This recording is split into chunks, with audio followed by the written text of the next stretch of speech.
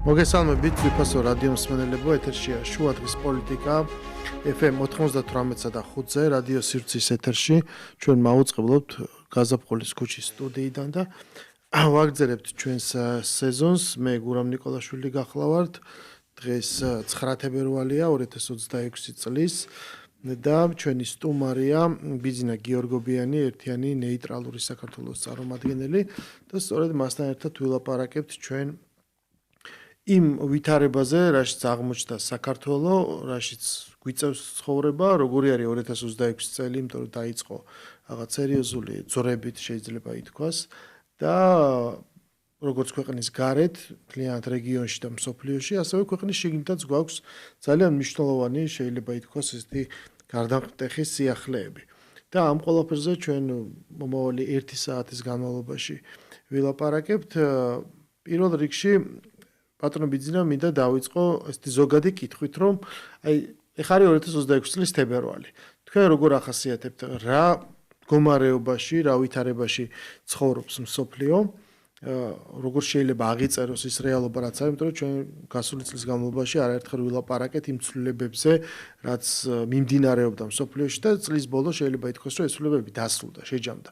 ანუ ის რომ ძველი სისტემა აღარ არსებობს, ძველი უსაფრთხოების არქიტექტურა, ძალთა ბალანსი, ეს ყველაფერი დანგრეულია, ეს წლის ბოლოს უკვე ყველა მსოფლიო ლიდერმა დაადასტურა, განაცხადა და განსაკუთრებით შთამბეჭდავი იყო ამ მხრივ დავოსის ფორუმი, სადაც ეს ყველაფერი პირდაპირ გაცხადა და სახელ ეტო. იწყება რაღაცა ახალი, ანუ ყველაზე კლასიკური დახასიათება არის, რომ ძველი აღარ არსებობს, ახალი ჯერ არ დაბადებულა და ჩვენ მყოფებით რაღაც ერთგვარ შუაში, ხო? თქვენ როგორ ეს თქვა დაახასიათებთ ვითარებას? ადრე ისე იყო ხოლმე რომ ჯერ რაღაც ახლის კონტურები ჩანდა ხოლმე და მერე უქმდებოდა საბოლოოდ ძველი.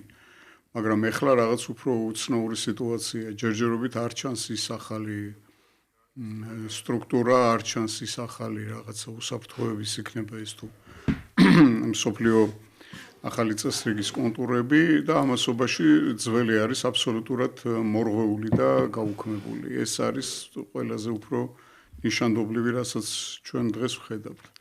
ეხლა რაც შეეხება იმას, რომ აი როგორია ეს წლის დასაწყისი, წლის დასაწყისი არის ძალიან ესე იგი ტემპით, მაღალი ტემპით, ძალიან ბევრი მნიშვნელოვანი ამბავი მოხდა, მათ შორის ვენესუელის ამბები, მათ შორის აი ირანის გარშემო დაძაბული სიტუაცია, მათ შორის ევროპის გაერთიანების და ევროკავშირის და ამერიკის შეერთებული შტატების ურთიერთობაში ძალიან დაძაბული მუხტის შემოტანა, რომელიც რაც თქვენ აღნიშნეთ დავოსის ფორუმზე აშკარად გამოიკვეთა და ფაქტიურად დავოსის ფორუმმა რაღაც ისეთი ჩამოაგდო ამერიკის შეერთებულ შტატებს და ევროკავშირს შორის, რომ ეს გაურკვევლობა ალბათ რამდენიმე წელს გასტანს და ბოლოს რითი დასრულდება ჩვენ ნახავთ. ნუ ამის კონტურები ჩანს, რომ რაც შეიძლება ამერიკის შეერთებული შტატები ცდილობს დისტანცირებას იმ პროექტიდან, რომელსაც ერთიანი ევროატლანტიკური ალიანსი ქვია. დისტანცირებას უფრო მომგებიან, უფრო პატრონყმურ მდგომარეობაში გადასვლას და ის რაღაცა ღირებულებების ზღაპარი რო აი რაღაცა დემოკრატიის ერთიანი სივრცეს და ადამიანის უფლებების და რაღაც ამას უკვე თავის სახელი დაერქმევა და აქ იქნება ყველაფერი ანგარიშით ვის რა ინტერესებს და რომელი ნაციონალური სახელმწიფოსთვის რა არის უფრო მომგებიანი. აი ეს რასაც ჩვენ ვხედავთ წლევანდელი წლის დასაწყისში აქვე დაუბრუნდეთ ჩვენ უკან რაც ჩვენ გვაწუხებს და რაც გავლენას ახდენს გარკვეულად საქართველოს. ეს არის უკრაინის ომი, უკრაინაში მიმდინარე ომი, რომელიც უკვე მალე მეხუთე წელში გადავა და უფრო ხანგრძლივ პერიოდში გადავა, ვიდრე მეორე მსოფლიო ომი იყო და დასრულებას არ უჩანს ჯერჯერობით.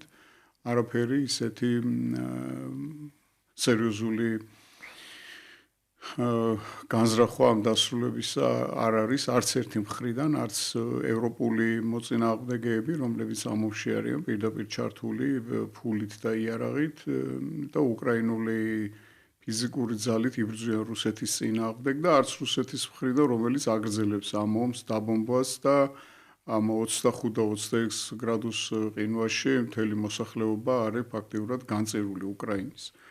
ეს უკრაინის კონფლიქტის წელს მე არ მგონია რომ დასრულდეს და კიდევ ალბათ დიდხანს არ დასრულდება ეს კონფლიქტი, იმიტომ რომ ეს არის არა მხოლოდ ეკონომიკების და სამხედრო ძალის დაპირისპირება ერთმანეთთან, არამედ ეს არის ორი ისეთი სამყაროს დაპირისპირება, რომელიც ჩვენ ყოველ შემთხვევაში ქართველებს, რომლებმაც თავი დავაღწიეთ ამ კონფლიქტში პირდაპირ ჩარევისგან, კი ახდენს ირიბ გავლენას ჩვენზე ეს კონფლიქტი, მაგრამ ჩვენთვის განსაკუთრებით ბევრი რამ გახადა ცხადი და ჩვენ გავხდით განსაკუთრებით ფრთხილი და პრაგმატული ამ ომის შემხედვარეს და ნათლად გამოჩნდა ყველა ის ილუზორული რაღაცა მითები, ის ყველა ილუზიები, რომელშიც ჩვენი რამოდენიმე თაობა ცხოვრობდა და ეს განსაკუთრებით დიდი გაკვეთილი გამოდგა ჩვენთვის. აი ესეთია ამ წლის დასაწყისი და ვნახოთ როგორ განვითარდება მოვლენები. მე იმედი მაქვს, რომ საქართველოს გვერდსაულის ყველა ამ განსაცდელს და თავის ღირსეულ ადგილს მოძებნის იმ ახალ წესრიგში, რომელიც როგორც დასაწყისში თქვი უკვე რომლის კონტურები კი ჩანს თითქოს რაღაც სამი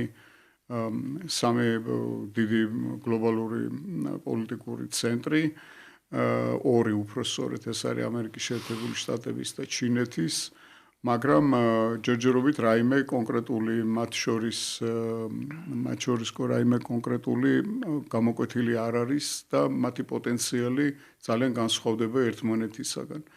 აქედან გამომდინარე ჩვენ უნდა ვიყოთ ყურადღებით, ჩვენ არ გვაქვს დიდ პოლიტიკურ ძვრებზე გავლენის მოხდენის ინსტრუმენტი რაიმე, მაგრამ ჩვენ გვაქვს ისტორიული მეხსიერებიდან და გამოცდილებიდან და იქიდან გამომდინარე, რაც ჩვენ გვაჩვენა ახლა უკრაინაში მიმდინარე ომმა, დიდი გამოცდილება დაგროვილი და აქედან გამომდინარე ჩვენ შეგვიძლია სწორი არჩევანის გაკეთება ყოველთვის, რომ ჩვენი ქვეყანა არ მოხდეს ისე турბულენტურ სიტუაციაში, როგორშიც ჩვენ მოვყევით 90-იან წლების დასაწყისში.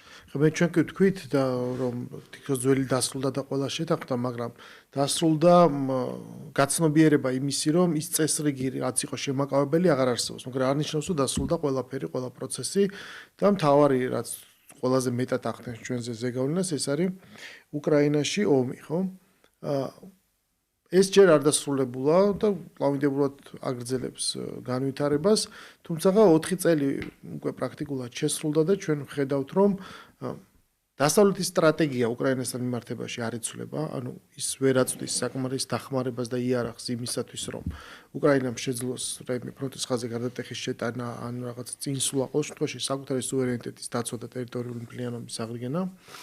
ჩვენ ვერც კი ვხედავთ რუსეთის აღმავალ დინამიკას, მაგრამ ეს ხდება ძალიან ნელა, ძალიან დიდი მსხვერპლის ფასად და უკვე ჩანს, რომ გაწელილი ომია და ამავე დროს ჩვენ ნახეთ ამერიკის შეერთებული შტატების გააქტიურება 2025 წელი ხასიათდებოდა იმით, რომ ის თითქოს ცდილობდა ძველი ვალდებულებებისგან გათავისუფლებას გამოსვლას, საერთოდ 180 გრადუსით შეატრიალა პოლიტიკა, დახურა რბილი ძალის ცენტრები, პირიქით დაიწყო არა დემოკრატიაზე ლაპარაკი, არამედ ინტერესებზე, გავლენაზე, ვაჭრობაზე, ვისთვის რა სარგებელი აქვს და ასეთი ხელშეკრულებების გაფორმებაზე. მაგრამ შემდეგ უცებ ჩვენ ნახეთ, რომ ის პირიქით ამავე პარალელურად დაიწყო გააქტიურება. მადუროს საკითხი უკვე ახსენეთ, ირანში მიმდინარეობს ესკალაცია, მიაყენა ფლოტი, იქ იყო არეულობა. ეს ჯერ კიდე არ ჩანს და დღეს სოფლიო მარჩიელობს, რომ ირანი უფრო გამწვავდება, თუ არ გამწვავდება.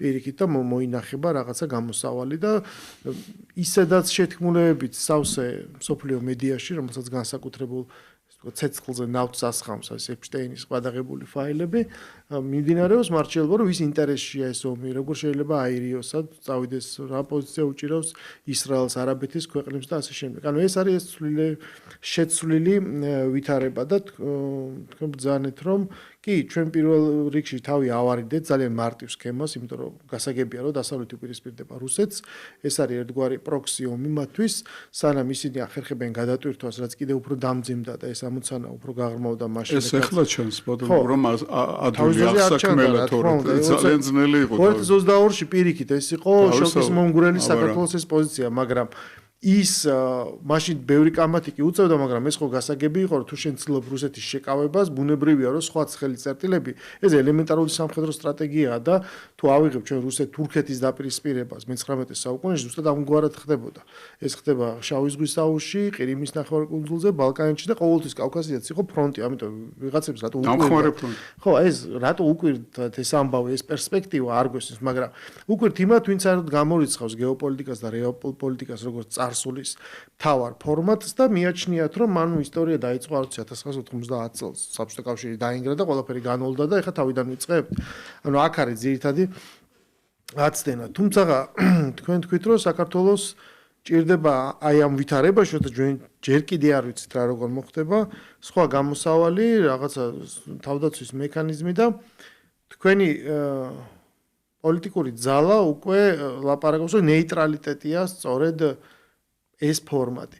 ხა აქ ჩვენი აზრები განსხვავდება. აი მე პირადად მაგალითად ესე არ ვფიქრობ, რომ ნეიტრალიტეტის გამოცხადება ჯერ საერთოდ შესაძლებელია ამ ფორმით, იმიტომ რომ მგონია რომ მე მაინც უფრო ვიმხრობი კლასიკურ თეორიას ნეიტრალიტეტის, რომელსაც სახელმწიფო კი არ აცხადებს. ეს უბრალოდ მის გარშემო არსებული დიდი სახელმწიფოები უნდა შეთანხმდნენ, რომ მათ დატოვონ რაღაცა ბუფერული ზონა. ან კლასიკური მაგალითი არის შვეიცარია, ხო, როცა მე-19 საუკუნეში რაღაც 200 წლის წინ, მეტი წლის შეთანხმდნენ, რომ აი შვეიცარია იყოს ესე. არავინ არ აიღოს ეს სტრატეგიული სიმაღლე. ანუ კლასიკურ შემთხვევაში რუსეთი, ირანი, თურქეთი უნდა შეთანხმდნენ, რომ მოდით, კაი, ბატონო, საქართველოს შუაში იყოს ეს ბუფერული ზონა.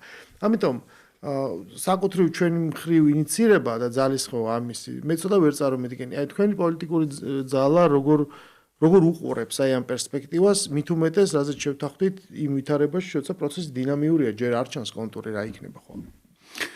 ძალიან ბევრი საკითხი შეეხეთ. კი ბატონო. თქვენ თავიდან და მოდი თავიდან დავიწყებ იმით, რომ მე არ მგონია, რომ უკრაინაში უკვე ბოლო 1 წელია, უკვე მსოფლიო პოლიტიკა გადავიდა უფრო სხვა სიმძიმის ცენტრი გადავიდა უფრო სხვა მიმართულებით და მე არ მგონია, რომ საქართველოს ბედი ახლა უკრაინაში წყდება.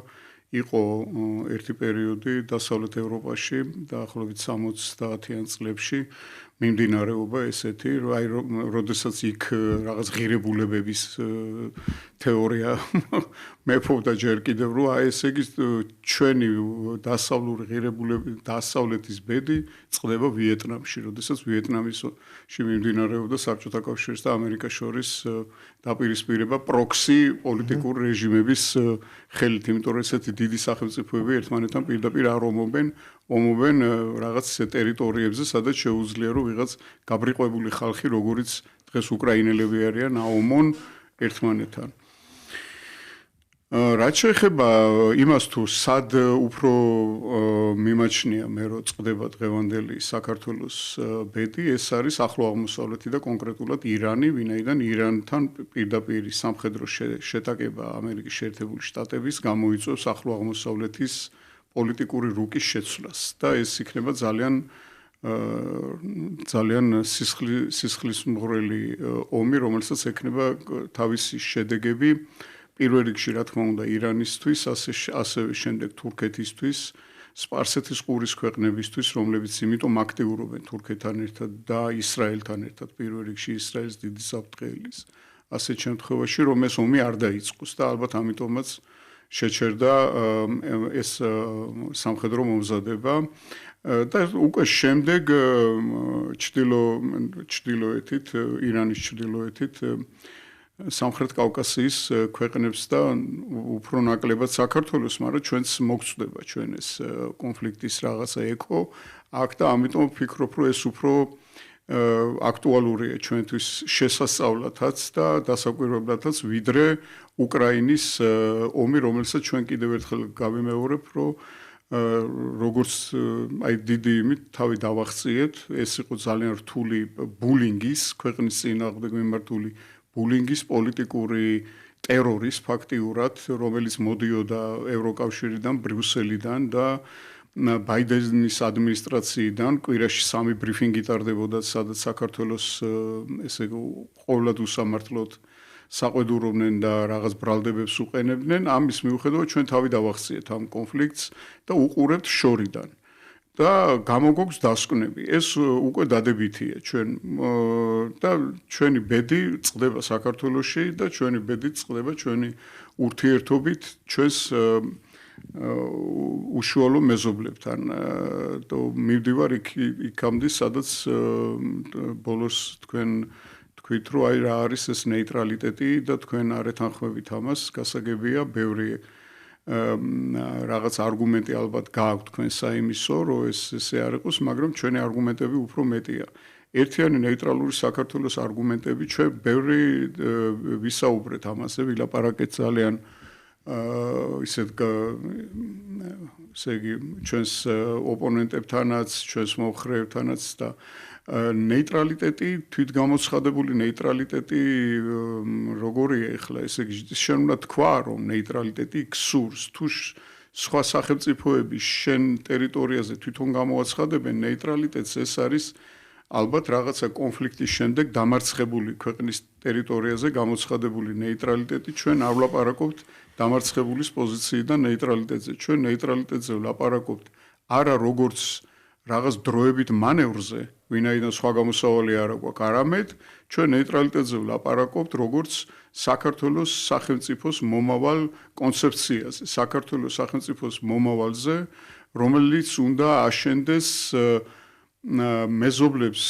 შორის, დიდ იმპერიებს შორის, რომელიც ჩვენ გვარტყავს, რამოდენიმე დიდი იმპერია გვესაზღვრება ჩვენ უშუალოდ, ეს არის თურქეთის, ეს არის რუსეთის, ირანის, ჩინეთის ზესახელმწიფოს თავისი უმძლავრესი ეკონომიკით აქვს ინტერესები საქართველოში. თქვენ ნახავდით ალბათ გუშინ ევროპის კომისიის დასკვნას, რომელიც ძალიან დადებითად აფასებს საქართველოს და ჩინეთის შორის აი ამ ურთიერთობებს და საქართველოს როგორც სატრანზიტო და დამაკავშირებელი ქვეყნის ფუნქციას. ეს ლაპარაკი იმ ევროკომისიაზე, რომელიც სულ ცოტა ხნის წინ საქართველოსზე სულ სხვა ტონით ლაპარაკობდა, მაგრამ ჩვენ შევინარჩუნეთ, ესე იგი, სწორი პოზიცია, სწორი მიდგომა ევროპული პოლიტიკის მიმართ და აქვე დავამატებ იმასაც, რომ ჩვენ სულაც არ გვიხარია, რომ ევროკავშირი ესე მდგომარეობაშია, როგორშიც მას მოიხსენიებს ან დონალდ ტრამპი, ან ამერიკის შეერთებული შტატების ვიცე-პრეზიდენტი, ან სხვა პოლიტიკოსები.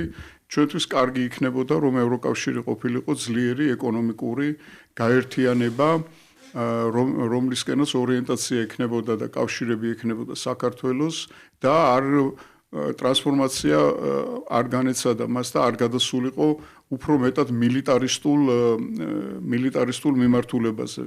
იმხელა ბიუჯეტი მტკიცდება და იმხელა ბიუჯეტიზეა ლაპარაკი ევროკავშირში სამხედრო ხარჯებზე, რომ ამხელა ბიუჯეტის და ამხელა სამხედრო შესაძლებლობების გაერთიანებამ, რომელსაც 500 მილიონი მოსახლე ყავს, არ შეიძლება რომ მომავალში არ გამოვიდეს ესეთი გაერთიანება რაიმე ისეთი ძალისმიერი გადაწყვეტის ინიციატივით რომელიმე მიმართულებით. იქნება ეს უკრაინა თუ იქნება ეს დაუშვათ ბალტიის მიმართულება, სადაც მათი წარმოდგენით აპირებენ რუსები შეჭრას და იქაურობის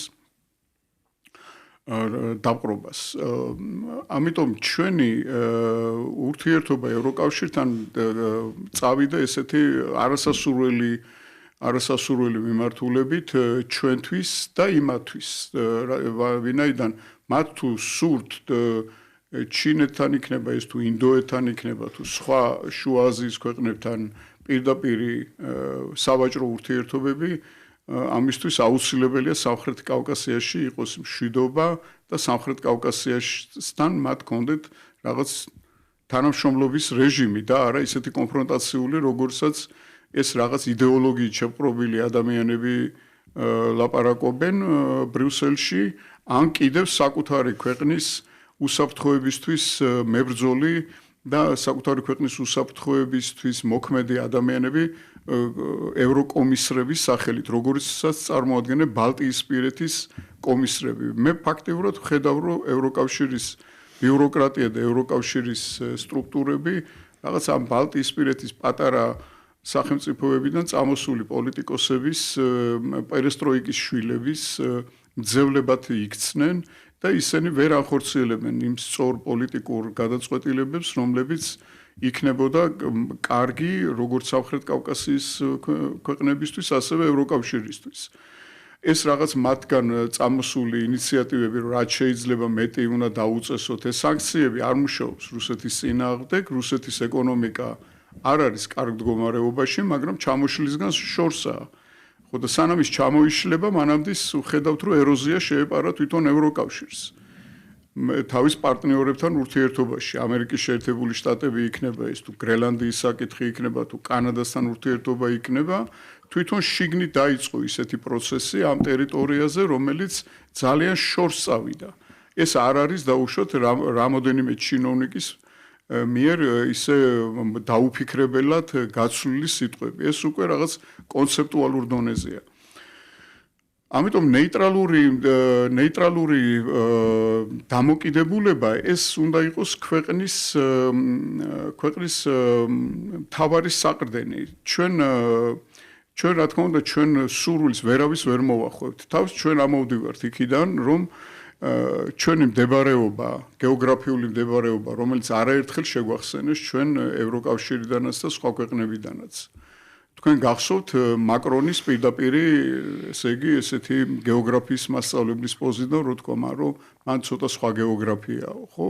ჩვენ უნდა რუკას კარგად შევხედოთ, კარგად დავხედოთ, გავიაზროთ, ჩვენ სად ვართ, ჩვენ არ გვაქვს, მე უკვე 1000-ჯერ მაქვს ალბათ ეს ნათქვამი, რომ პირდაპირ არ ვემიჯნებით ჩვენ ევროკავშირს და ნატოს ესე იგი სამხედრო ალიანსი კიდევ უფრო შორია ჩვენგან. ევროკავშირში მიღებას თუ დავუკვირდებით, ჩვენ ევროკავშირში სანამ მიიღებენ რომელიმე ქვეყანას, იმ ქვეყანას ჯერ იღებენ ნატოში. რაღაც განსაწმენდელივითაა ეს და იქ მერე რაღაც შიდა ინსტიტუციების ცვლილების შემდეგ მიიღებენ ან არ მიიღებენ ხოლმე ევროკავშირში, ბევრია ნატოს წევრი ქვეყანა, რომელიც ევროკავშირის წევრი არ არის. ჩვენი ნეიტრალიტეტი არ არის უღონობის, უძალობის და აი რაღაც სასოწარკვეთის ნაბიჯი. ჩვენ ვამბობთ, რომ ეს არის პირიქით განვითარების და ეკონომიკური განვითარების და ტერიტორიული მთლიანობის აღდგენის შანსი. წარმოიდგინეთ თქვენ, რომ კი ითქვა უკვე თვითონ ნატოს მთავარი სპონსორებისგან და შემქმნელებისგან, რომ ნატოს ალიანსი აღარ გაფართოვდება აღმოსავლეთით, გვითხრეს ახლა უკვე ამერიკის შეერთებული შტატების პრეზიდენტმა თქვა ეს 2008 წლის იმ სამიტისთან უკვე გავიდა 18 წელი გავიდა, ხო? და ფაქტიურად ჩვენ რამენაირად უნდა დავიჯეროთ ეს რაღაცა ურჩი ბიჭი რო არიჯერებს, რომ ვიღაც გოგოს არ მოწონს, ესეთ პოზიციაში აღარ უნდა ვიყოთ ჩვენ. ვერ კეთდება ეს გაფართოების პოტენციალი აღარც ნატოს აქვს და აღარც ევროკავშირს. ეს არის რეალობა. თუ ამ რეალობას გაუკეთებთ რაღაც აბსტრაგირებას ჩვენ და ვიტყვით, რომ აი ჩვენ რაღაცა ღირებულებებზე ვილაპარაკებთ ისევ და ამ ღირებულებების უკან ყოველთვის დგას ვიღაცის ინტერესი. ღირებულება თავისით და დამოუკიდებლად ბუნებაში და სივრცეში არ არსებობს. ამ ღირებულების უკან ვიღაცის ინტერესი დგას. ვინც ეს ღირებულება შექმნა, ან ვინც ემსახურება ამ ღირებულებას, ვინც აფინანსებს ამ ღირებულებების გავრცელებას, ფერადი რევოლუციებით იქნება ეს თუ სხვადასხვა მეთოდებით, მათი ინტერესები დგას ამ ღირებულებების უკან.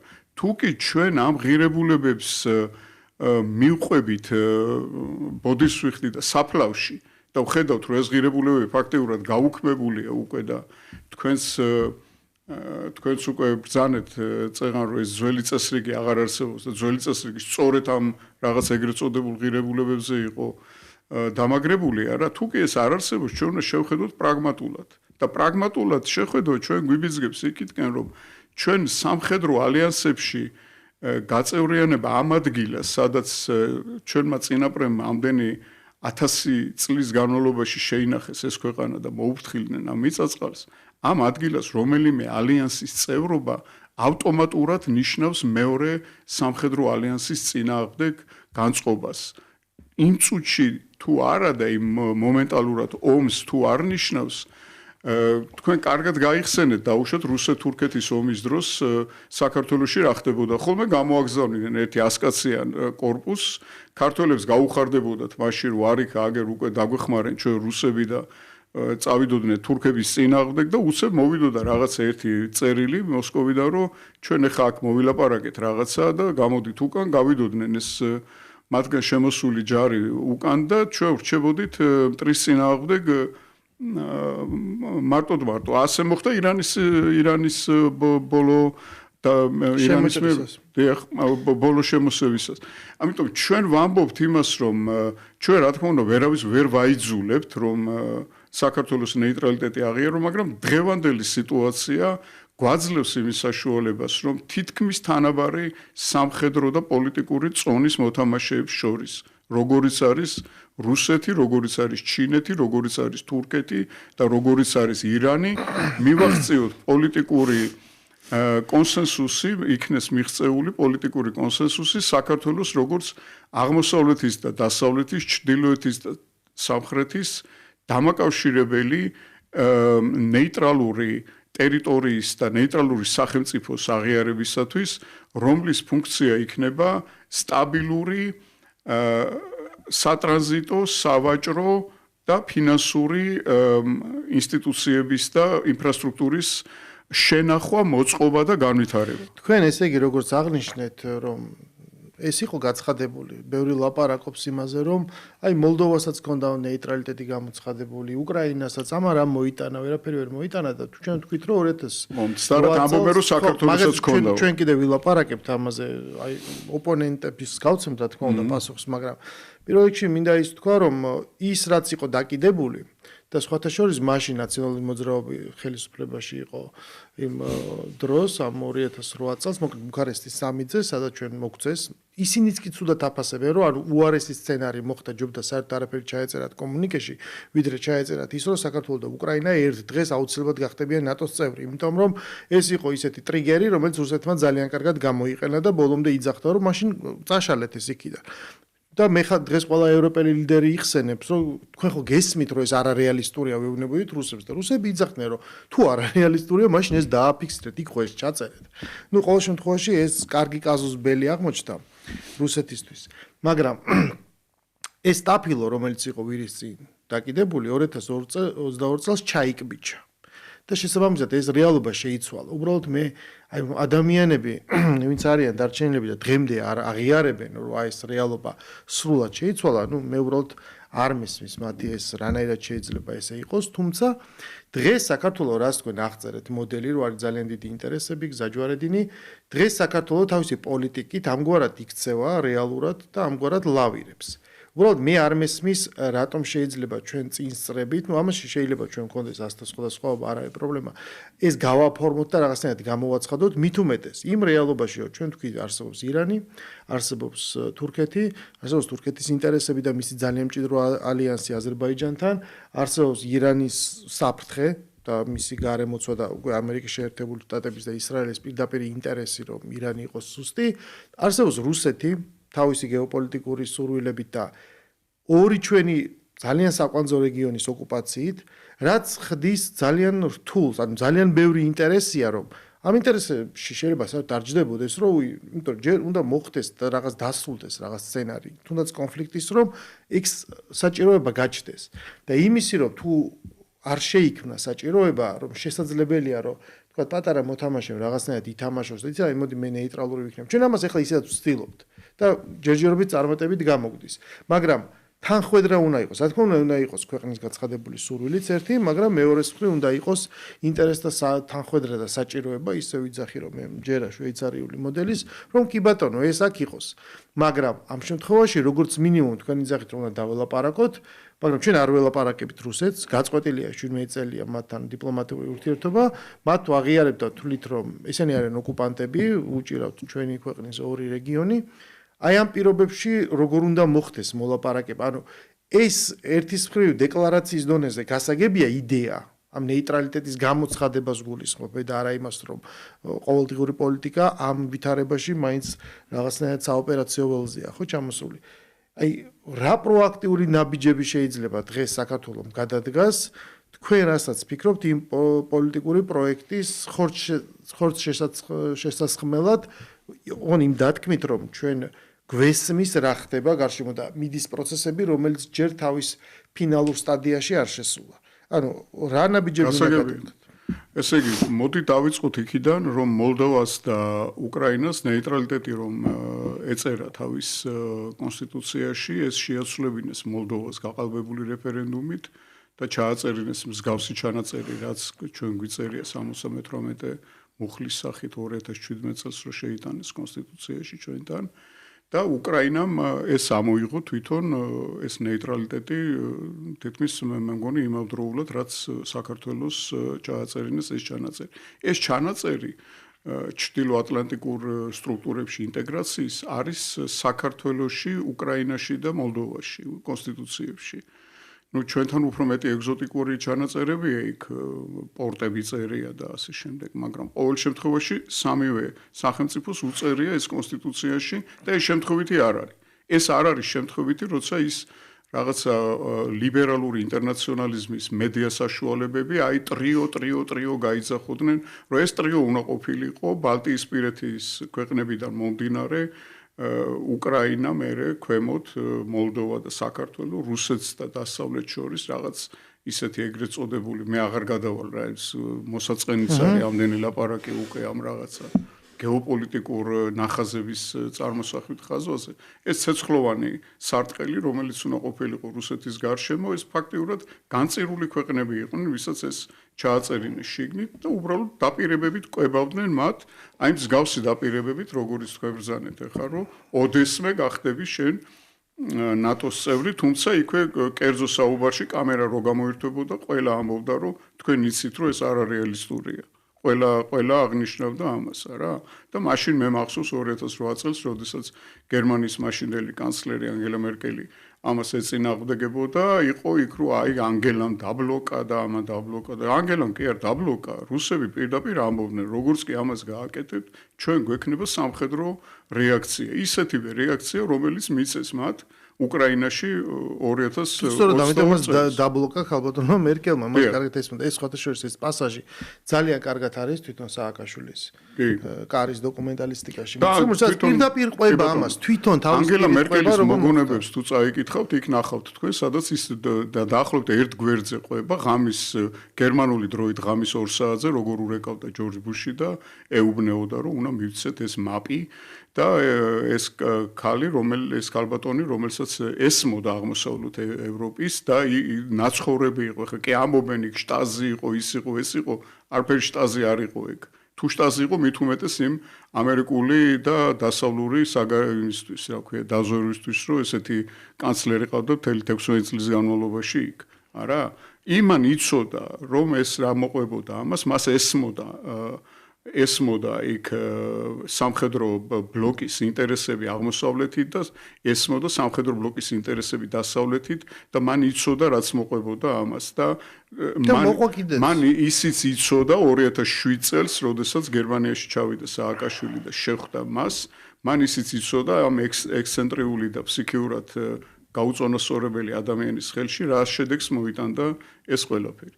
ეხლა რო დაუბრუნდეთ იმას, რომ დაუშვათ ჩვენ რა შეგვიძლია, რომ ჩვენ თვითონ გამოვაცხადოთ და ეს როცა ესეთი რანაბიჯები უნდა გადავდგა, ჩვენ პირველ რიგში როგორც ამბობთ, რომ ეხლა აქ ხელისუფლება დღევანდელი ფაქტიურად ამას ასრულებს ამ ნეიტრალიტეტს და ლავირებს, ეს ძალიან გავს შევარნაძის დროინდელ ლავირებას. როდესაც თითქოს რაღაც იქ ლავირებდა მოსკოვს და დასავლეთს შორის და 98 წელს თქვა, რომ იქ რაღაცა დავაკაკუნებ და ასე შემდეგ. ესეთი ლავირება კარგია მაშინ, როდესაც შენ უკან დგას რაღაც ძალიან დიდი სამხედრო ძალა ან რაღაც აუღწერელი ფინანსური ძალა, როგორც დაუშვათ თქვენ მიერ ნახსენებ შვეიცარიაშია. ჩვენს უკან რაიმე ძალა არ დგას და როდესაც ჩვენ ომში არ შევდივართ და ძალიან დადებითად ვაფასებ ამას და უფასებ ყველას, ვინც არ უნდა იყოს ეს, ვინც ამას ჩვენ აგვარიდა, მაგრამ ამავდროულად ყოველთვის ხაზს უსვამ, რომ აი ერთი თუ რაღაც ცოტა ოდნავ ღიმილით შემოხედა რომელიმე ნატოს გენერალმა, რომ აი ჩვენ ნატოში რაღაც სტატუსი მოგვემატა იქ და აღარ ვართ ის კი აღარ ვართ რა ქვია პარტნიორის დონეზე აგვიყვანა როგორც კი რაღაც შეფასება წამოვა იქიდან რომ აი ჩვენ უკვე დასავლურ სტანდარტებზე გადავდივართ და ასე შემდეგ როცა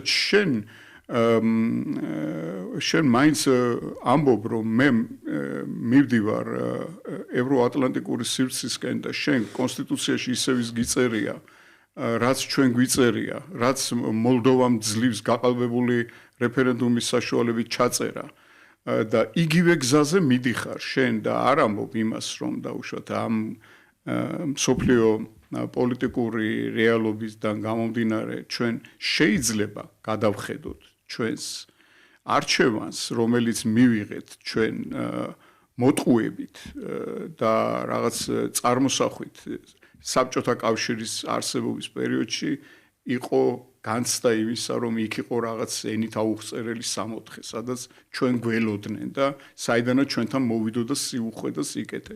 მაგრამ ჩვენ ვნახეთ, რომ ეს არის ძალიან პრაგმატული, ცივსისხლიანი სამყარო, საიდანაც მოდის მხოლოდ საკუთარი ინტერესები.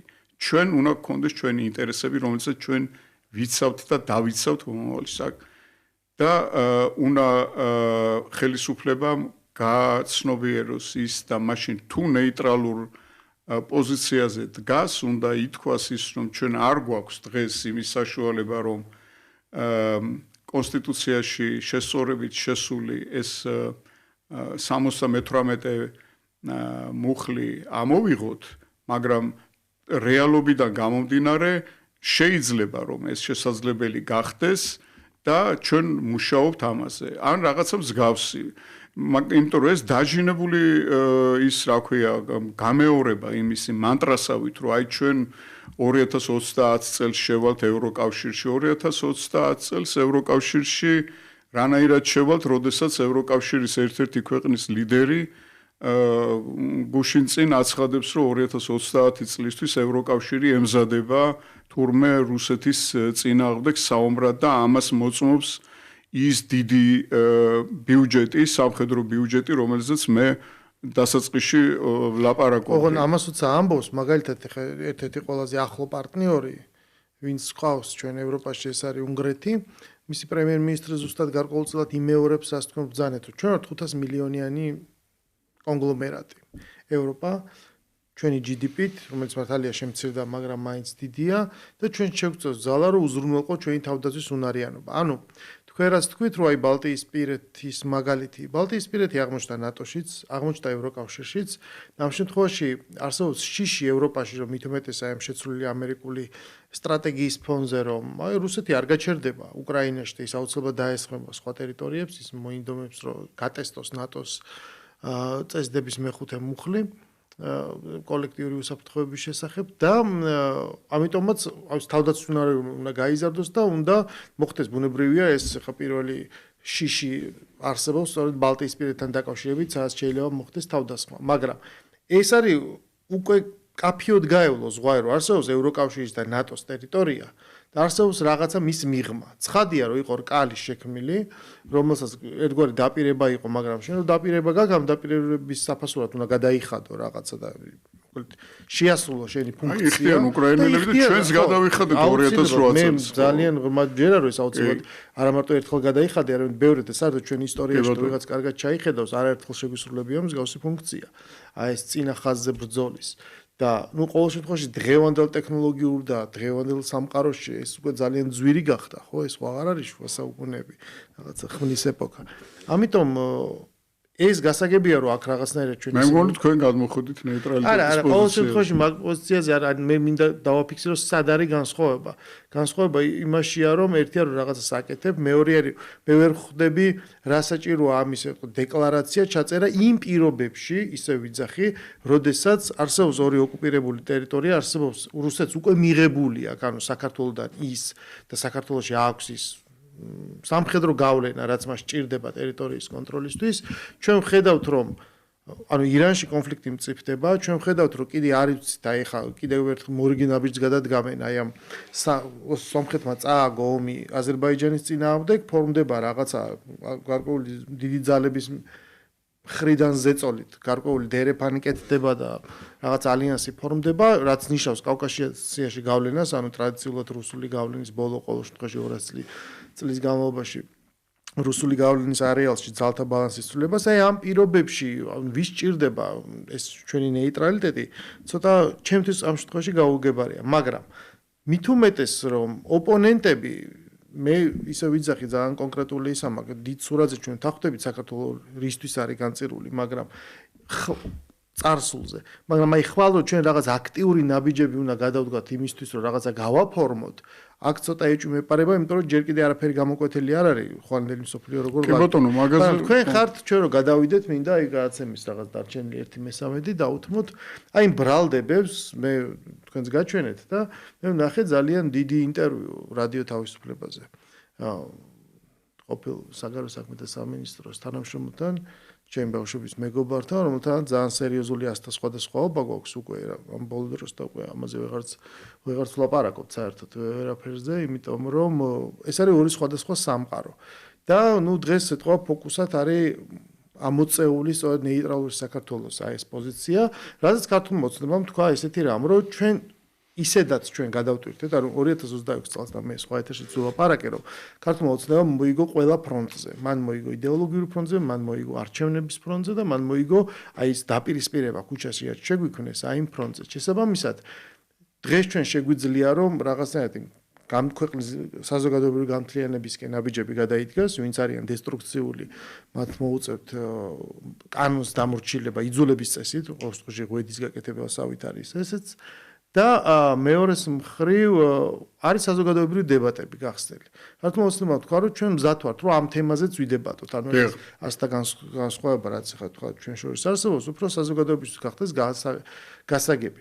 და ბევრს ეგესაც საკითხზე არის დებატი გახსნილი. მაგრამ რადიო თავისუფლება რას ამბობდა? რადიო თავისუფლება არის ძალიან რადიკალური პოზიციის, ანუ ის რაღაცა მწარსულის სამყაროს პროექციებს, ბრიუსელის აზრს გვეუბნება რადიო თავისუფლება. კი ბატონო, და რესპონდენტი იძახის, რომ არა, ეს ყველაფერი შეუძლებელია, რომ ეს საქართველოში არ არის დაწერილი ეს სცენარი.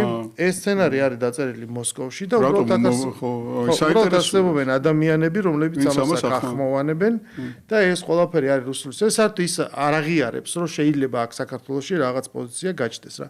სხვა შორის ძალიან სამწუხარო ის არის, რომ ამით ის გარკვეულწილად პროექცირებს იმას, რომ თუ მას ქართველებს ეს წარმოქმნა აქვს, ანუ იგივენაირად შემიძლია მე ვთქვა, რომ ესე იგი შენ რასაც იძახი, ეს არ არის აქაური ქვეყნის პატრიოტიზმიდან და ქვეყნის ინტერესებიდან ამოსული ქართული სქემა. ანუ არცა შევარდნაძე ყოფილა მაშინ და თავისი სქემები. ანუ ესეც სადღაც დაწერა ვიღაცამ ბრიუსელში და თქვენი თქმის არ იყოს, თუ ვიღაცამ რაღაც დაწერა და ღირებულება ჩემოგაჩიჩა, იმის უკან გარკვეული ინტერესი ანუ, როდესაც შენ იძახი, რომ აქ საქართველოს ვერაფერს ვერ მოიფიქრებს და ეს საიდანღაც არის ნაკარნახი, გამოდის რომ საკუთარ თავზეც ლაპარაკობ, შენც ვიღაცამ გიკარნახა საიდანღაც და აბა ჩვენ მეც კი არაფერს არ ვიძახით და ამის მტკიცებულებები არსებობს, გარკვეული ქცევითი პატერნები არსებობს, რაც ამას ადასტურებს. მაგრამ ყოველ შემთხვევაში ჩვენ ვნახეთ, რომ მე რაც მაქვს განსხვავება ნეიტრალიტეტთან დაკავშირებით, ჩემი არგუმენტაცია შინაარსობრივ ნაწილს ემყარება, მაგრამ ჩვენ მოვისმინეთ, ეს თქვა რადიკალური მედასავლეთეების პოზიცია, რომელიც იძახის, რომ არა, ეს ყველაფერი უბრალოდ იმიტომ უნდა დავიწყოთ, რომ ეს არის კრემლიდან. ეს ძალიან გვაგონებს კამპანიას რუსული კანონის შესახებ, რომელიც უბრალოდ იმიტომ არ უნდა მივიღო, რომ ეს იყო რუსული.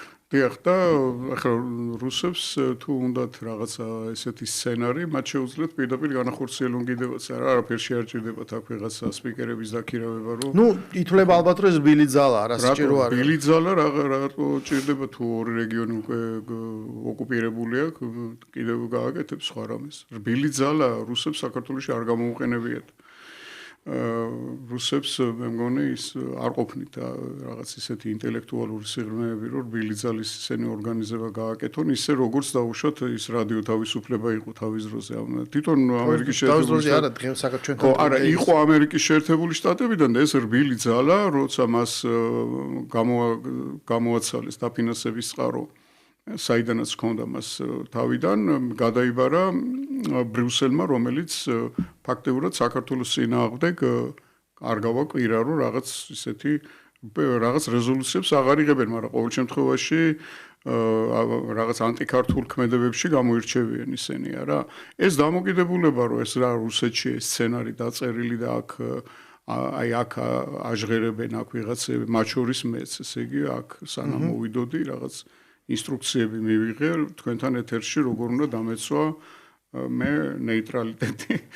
ხო და მათ უნდათ რომ ანუ ისინი ამბობენ რომ ნეიტრალიტეტი ცუდია და ჩვენ უნდა გავხდეთ ნატოს რაღაც ფორპოსტი ამიერკავკასიაშია რა, სამხრეთ კავკასიაში. ანუ ისინი ძახიან რომ ეს არის სქემა, რომელიც მოლდოვამ და უკრაინამ გაითამაშა უკვე და იქ პირიქით ამან არაფერი არ გამოიღო შეგვიძლია ჩავარდნენ რუსულ მორევში და პირიქით ეხლა ამ ომმა აჩვენა რომ ნატო პირიქით ძლიერდება ამერიკაზე არ იყო ლაპარაკი ტრამპის ადმინისტრაციაზე ალბათ როგორც რაღაც დროებით მოვლენაზე რომელსაც გაუვა მალე ვადა 3 წელიწადში და მე ყველაფერი ისევ დაბრუნდება ალბათ არც ობამა ბაიდენი რო არ გაუვიდეს პასუხისმგებლობას ვინ იღებს ხო არის ან პასუხისმგებლობას ვინ იღებდა იმაზე 2008 წელს რაც მოხდა ან მოგვიანებით რაც მოხდა ხო და თავარი კიდე ერთ კითხვასაც დავამატებ იმიტომ რომ ამ თემაზეა ციტირებას გავაკეთებ რომ პირიქით ეხლა დადგა ალიანსების დრო.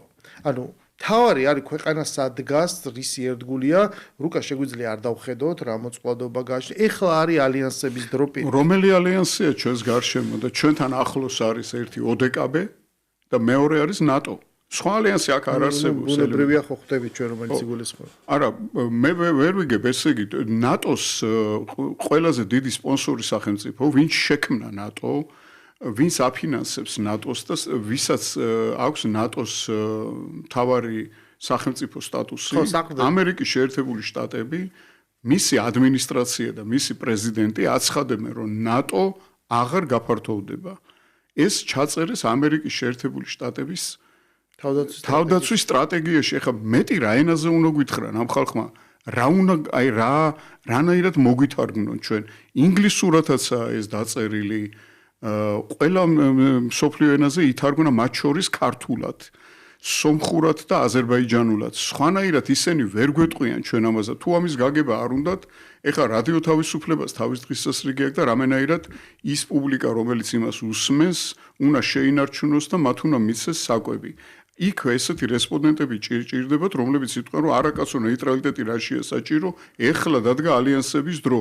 რომელი ალიანსის? ალიანსი ჩვენთან ოდნავ ისეთ რაღაცნაირ სიახლოვეს ეს არის ერთი ODKB. ODKB-ში ხო ვერ შევალთ. ოკუპირებულია ჩვენი ორი ტერიტორია. და მეორე არის ჩრდილო-ატლანტიკური ალიანსი, რომელიც კონსტიტუციაში კი გვიწერია, რომ იქითკენ უნდა ვიაროთ. ჩვენ, მაგრამ ისინი ამბობენ, რომ აქ აღარ არის თქვენი ადგილი. აი ესეთ აბსურდულ სიტუაციაში ვართ, იცით? მე მინდა ეხლა ორი სიტყვით ვისარგებლო ამ დარჩენილი დროით და თქვენთვის და მაყურებლისთვისაც ვთქვა.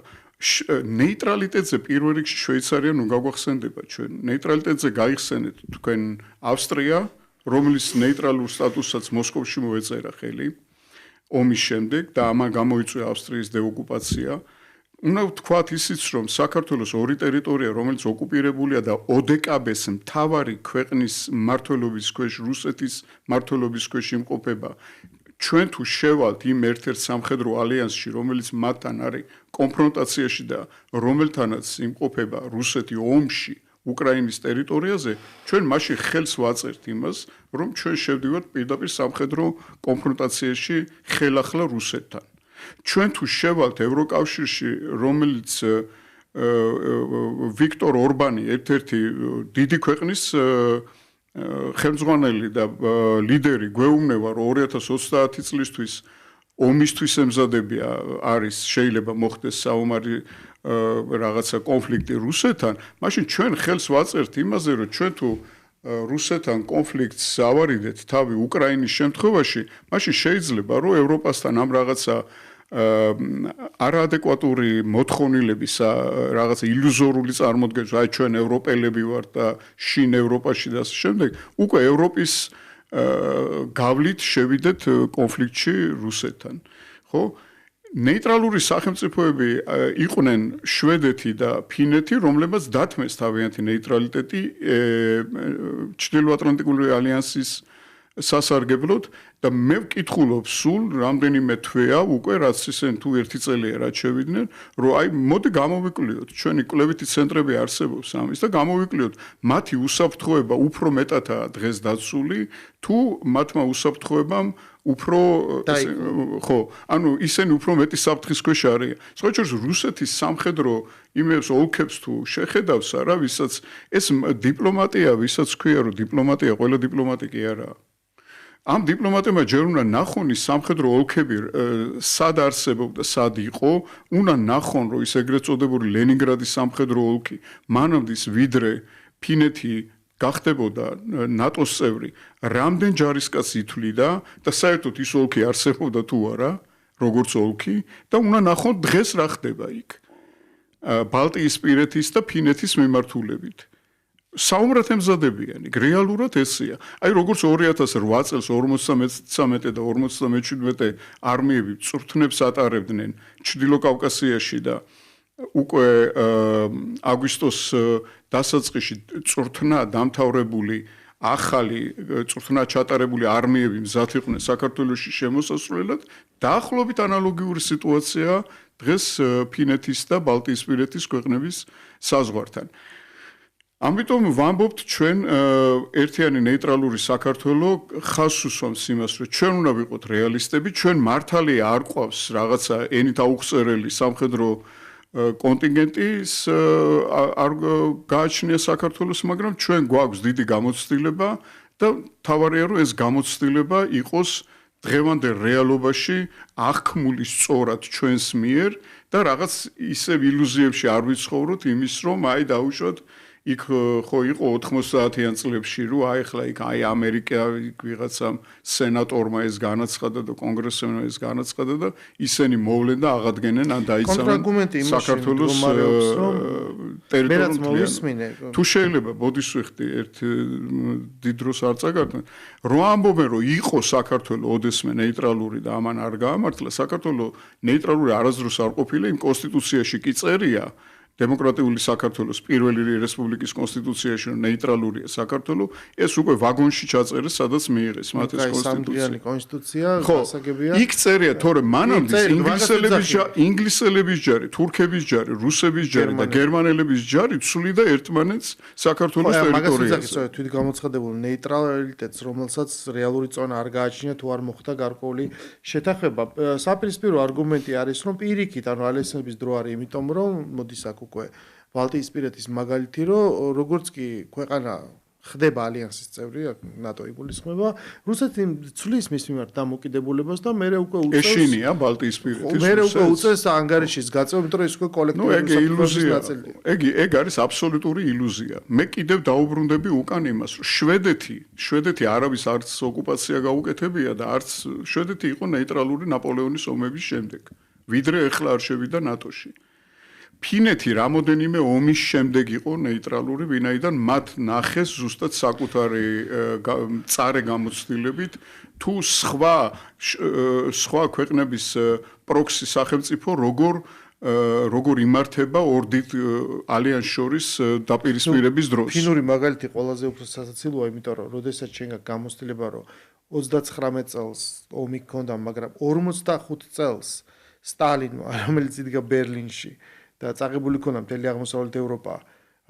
პრაქტიკულად ფინეთი დატოვა ნეიტრალურ დამოუკიდებელ ქვეყანად რა არ შეეძლო მას ახლა ეს ინგლისთან შეთანხმებით იყო ეს ინგლისთან შეთანხმებით და ბუნებრივია რომ შეთანხმებით ხდება ეს ყველაფერი მაგრამ შესაძლებელი იყო რომ ის შეეგვა მან წაიღო კარელია რაც ჭირდებოდა უსაფრთხოების ზონისთვის მაგრამ ის შეეგვა ის შეთანხმებით იყო რომ დარჩა სახელმწიფოდ თქვათ მაგრამ იმას თავის სტატუსი ჰქონდა ამაზე ხო იგივე მოხდა თურქეთზე უამრავი სხვა მიმართულებით ეხა რუსული და საბჭოთა ამბიცია ბევრად დიდი იყო მაგრამ დადგა რაღაც ძალთა ბალანსი პარიტეტი და ჩამოყალიბდა ის სივრცე რაც ჩამოყალიბდა იმის თქმა მინდა რომ ფინეთმა შემდეგ დღევანდელ დღემდე იცხოვრა ამ რეალობაში და იცხოვრა საკმაოდ და კარგად მოსუხდა კიდევ საკმაოდ წარმატებულად და ყველა მხარეს ვაჭრობით ბუნებრივია ამიტომ თუ უსაფრთხოებაზეა ლაპარაკი ადამიანი ცდილობს იპოვნოს საუკეთესო სქემა რა არის მისთვის ამ შემთხვევაში უსაფრთხო მე რა თქმა უნდა იმიტომ რომ ჩვენ შემთხვევაში არსებობს დიდი სახელმწიფოები მაგრამ უპირატესი გავლენა უკვე ხსენებული მიზეზების გამო გააჩნია რუსეთის ფედერაციას, რაც სხვა ტიპის დამოკიდებულებაში გვაყენებს. ამიტომაც შეკავება და გაწონასწორების მექანიზმი ალბათ უფრო უპრიანი იქნება და უბრალოდ მე არ მჯერა დღევანდელ რეალობაში, როცა ლაპარაკია ალიანსის წევრობაზე, 2022 წლის შემდეგ, გეოგრაფიულად ესეთ ადგილას და მე იმ მდგომარეობაში არსებული ქვეყანა რანაირად შეიძლება გახდეს იმ ალიანსის წევრი, მთელი იმ პროცესის ამბობენ ის ალიანსი და სხვა ენაზე უნდა გითხრან. ჩვენ დავჭერთ ზუსტად 2 წუთი და მე მინდა რომ მოკლედ გამოეხმაუროთ იმ თემას, რაც ქვეყნის შიგნით არის შეცვლილი, გულისხმობ იმას, რომ მართლა ძალამ თქვა, რომ სწორედ დემოკრატიული დღის წესრიგი არის ის, რომ უნდა გაიხსნას ნებისმიერ თემაზე დებატი, ქუჩიდან პროტესტი უნდა გადავიდეს საჯარო სივრცეში, ლეგიტიმურ საჯარო სივრცეში. თქვენ როგორ აფასებთ აი ამ შეიძლება ითქვას ცვლილებას და ძალისხმევას, რომ მოგწონთ თუ არ მოგწონთ, არსებობს სწორი წესები პოლიტიკის კეთების და ყველანაირი დესტრუქცია პირიქით. დადებითად ვაფასებთ ამას, ჩვენ მონაწილეობთ კიდევაც ამ დებატებში. მე მინდა გითხრათ, რომ დღესაც ვარ დაპატიჟებული ამ დებატებზე პრემიერ-მინისტრთან. და ეს არის ძალიან კარგი და ძალიან სწორი ნაბიჯი გადადგმული იმისკენ, რომ საზოგადოებაში იყოს ურთიერთობა, მოიშალოს ზიზღისენა და ყველამ გამოთქვას თავისი აზრი, როგორც ახლა მე და თქვენ ვლაპარაკობთ დაუშვათ იგივე ნეიტრალიტეტის მართალია დღეს დებატი იქნება ეკონომიკურ საკითხებზე და ფასებზე, მაგრამ ეს პირველი ახლა იწყება, თორე ეს ნიშნავს, რომ ეს ჩვეულებრივი პრაქტიკა. ერთიანმა ნეიტრალურმა საქართველოს გამოაქვეყნა თავისი 9 პუნქტიანი ესე იგი რეკომენდაცია ხელისუფლებისადმი ამ ფასებთან დაკავშირებით, როგორ და რა მეთოდებით შეიძლება ფასების სტაბილიზაცია და ამასთან დაკავშირებით მეც მიმიწვიეს ამ დებატებზე.